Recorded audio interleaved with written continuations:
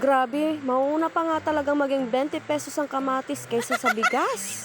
Sa sobrang mahal nga ng kamatis, isa lang yung aming gagamitin.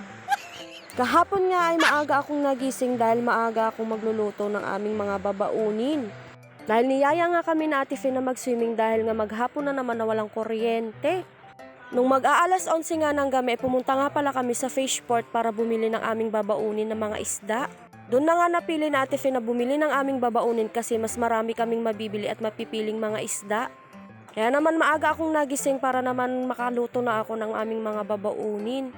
Nung makagising na nga ako dyan, bali inarunan ko na nga pala yung dalawang lutuan na namin. Bali dalawa na yung sisindihan ko na dito para mabilis ako makaluto. Nung masindihan ko na nga yung dalawang lutuan namin, ayan sinalang ko na nga pala yung lulutuin kong pasta. At dito naman sa kabila ay yung lulutuin kong balatong or munggo.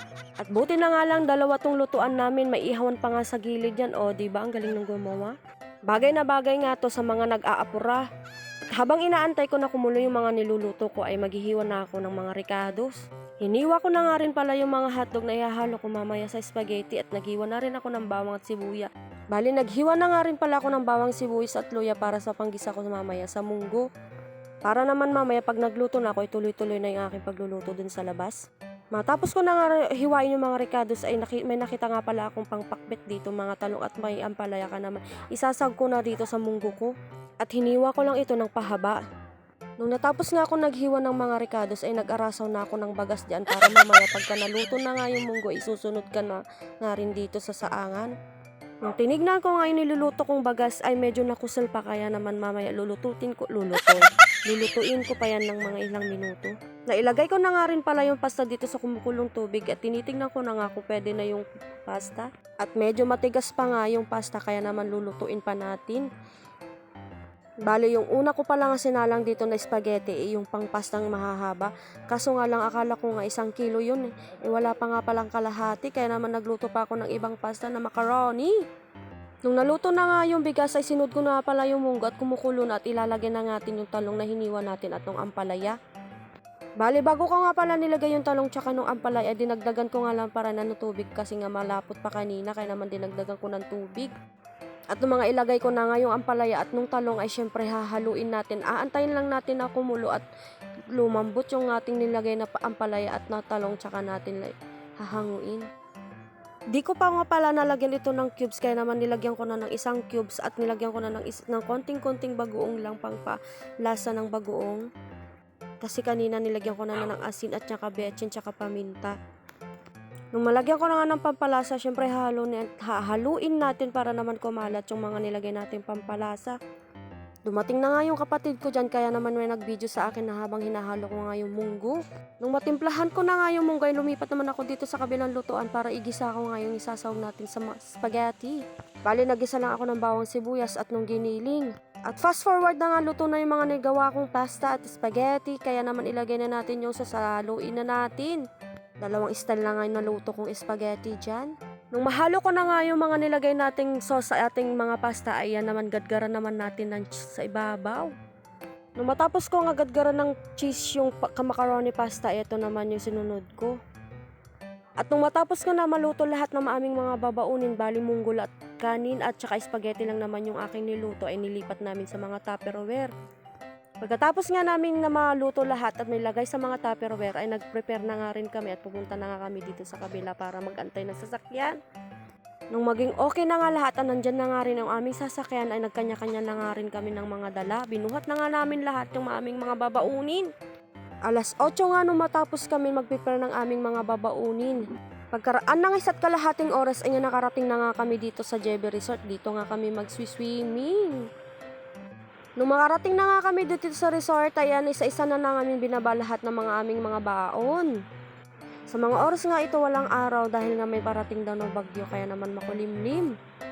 Nagbayanihan na nga mga person na magbaba ng aming mga dala kaya naman mabilis na may baba ang lahat. Nung maibaba nga lahat ng aming mga baon ay pinakain na namin yung mga bata kasi hindi pa sila nag-uumagahan. Bali pinakain spaghetti dahil yun lang naman ang merienda na dala namin. At dahil hindi pa nga nato yung mga seafood na binili na sa Fishport, kaya naman ipiprepare na natin yung ating mga lulutuin. At nga, nagkanya-kanya na nga kami na ipipray lahat ng lulutuin at yung mga ricado na gagamitin. Pasensyahan nyo na nga pala yung aking voice over dahil may background na umuulan. Umuulan po ngayon dito sa amin dahil nga may bagyo. At hinugasan na nga rin pala namin yung mga kanya-kanya naming lulutuin at itiprepare na pagkain at ulam. Bali ang hinuhugasan natin magagawin yung chicken skewer. At si Aki naman, ayan, nililinisan na nga yung mga bangus. Hugasan ko na ngayon na lata ng mga sea grapes. Ano na tawag dito? Lato-lato. Ano ba yung lato-lato? Arosik mat iti Ilocano. Nung matapos na nga hugasan ni Tito Aki yung tahong ay sinunod naman niya tong hugasan at linisan yung bangus. Bali tatanggalin niya lang yung hasang tapos yung apro ng bangus. At hindi na niya tatanggalin yung kaliskis kasi pang ihaw lang naman itong bangus. At ako naman, ayan, nililinisan ko na nga rin pala yung pasayan. Tinatanggalan ko tusok ng pasayan at yung buhok niya. At tatanggalin na rin natin yung bituka ng ating pasayan. Nung matapos ko nga dalusan at linisan nga yung pasayan, ayan, sunod na natin ang ating pagluluto dahil akong nakatoka luto itong tahong at itong pasayan. Gagawin natin. Bali, ang lulutuin ko nga pala ay garlic butter seafoods. Bali, ganyan lang nga gagawin. Tunawin lang natin yung ating butter. Tapos pinaghiwa ko na nga rin pala yung aking kapatid ng bawang. Yun ang ating panggigisa sa ating garlic buttered seafoods. At habang inaantay ko nga kumulo yung ating nilulutong seafoods, ay ayan, maggalit na tayo ng pino para sa pullets natin, charis. Bali, nilagyan ko rin pala yan ng pampalasa ng gaya ng paminta, konting magic syrup, sauce, at saka nung 7-up. Nilagyan ko rin po yan. Dahil wala nga rin pala kaming ketchup, ang nilagay ko nga para yan is hot sauce. At dahil nga may ginawa sa Ate Fe na chicken skewer o chicken barbecue, ayan. May natanggal na mga buto kaya naman sabi ko nga gawin na lang natin na soup. Iginisa. Bali, ginisa ko nga sibuyas at nung kamatis. Nilagyan ko nga pala yan ng kamatis para naman kinamitisang chicken na maraming sabaw. At habang ginigis ang chicken natin ay lagyan natin siya ng asin, tsaka betchin, tsaka paminta. Ay hindi nga pala betchin nilagyan natin yan, kundi magic sarap jar at maraming paminta. At dahil mahilig nga rin to magluto ng aking Junakis, ay ayan siya na nga rin daw ang maghahalo ng aking niluluto. Nilagyan ko na nga rin pala yan ng sabaw tapos lalagyan na natin ng pampalasa para habang kumukulo ay nasasabay na yung ating palasa. Bali, nilagyan ko lang siya ng konting asin at saka konting magic sarap. Tapos hahaluin, tapos dahil nga hindi namin nadala yung takip, ayan na lang yung ating gagawing pantakip. Yung ang aga-aga namin napunta dito at nakarating nga dito, wala nga pala kaming dalang mga uling. Kaya naman dali-daling lumabas ang aking kapatid para bumili ng uling. At tatapos na nga rin pala ni Ate Fe yung lulutuin niyang chicken skewer. Kaya naman ilalagay na dito at tatakpan at imamarinate mo niya bago iihawin dahil hindi pa nga naiihaw yung bangus.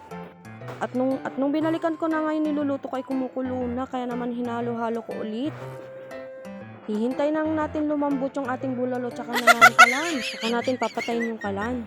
At habang hinihintay namin na maluto at maihaw nga yung bangus dahil nga nagkusot madya ginatang da nga uging so nga nagbaluto jay bangus kay tuntuno da. At habang inaantay namin matapos lahat ng iihawin at dahil hindi pa nga pananghalian sa mga oras na nga ito, ayan nagtagay muna at binuksan na muna yung alak.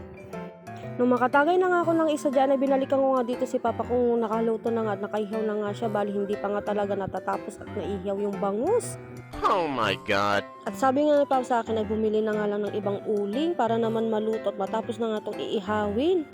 At nung maluto na nga yung seafood, dahil yun lang naman ang pwedeng ulamin, ay tinawag na namin ng mga Disney princess para makumain na ng kanin.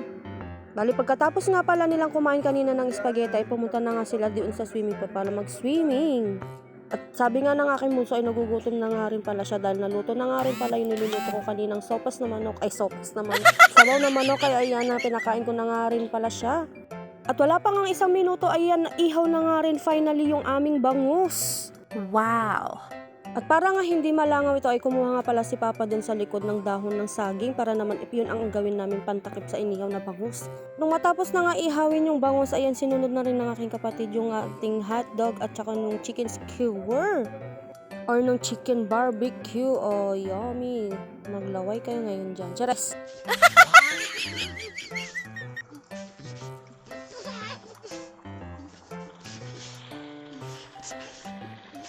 Langoy! Naglahiga! Ita ka lang igid-igid. Laglab to. Bye-bye! Bye-bye!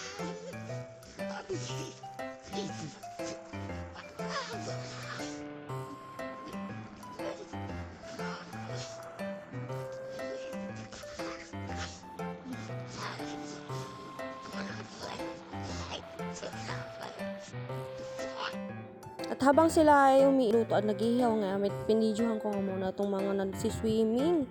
Pagkabalik ko nga dito ay naluto na nga yung chicken skewer at nung hotdog.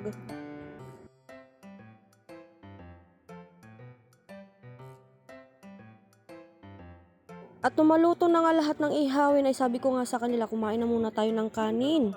At habang kumakain nga tayo ng kanin ay pwede naman tayong mag-shot, Japan style ba? Pero ang sabi nila mamaya na daw sila kakain dahil nga diet daw sila. Sabi ko noon, bahala kayo, may inggit din kayo sa akin. At hindi nga rin ako nagkamali, ayan, kumain din sila. Pagkatapos nga namin kumain at nagtagay ng konti, medyo may mga tama na ang mga person, kaya na nagpunta na kami dito para mag-swim para naman mahimasmasan ang mga person. Napakaganda na timing nga nung araw na nagsiswimming kami dahil hindi maaraw. At kahit nga magtagal ka dito kasi swimming ay hindi ka mangingitim.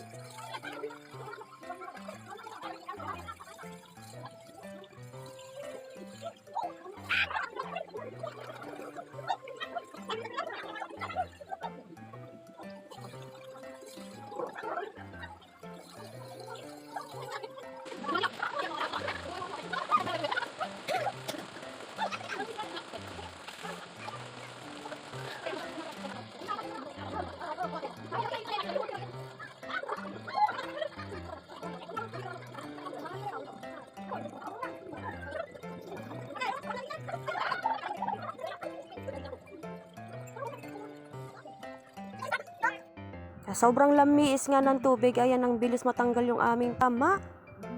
Idinausawan na mga person, ayan, nilipat namin yung mga iniinom namin dito sa malapit sa swimming pool.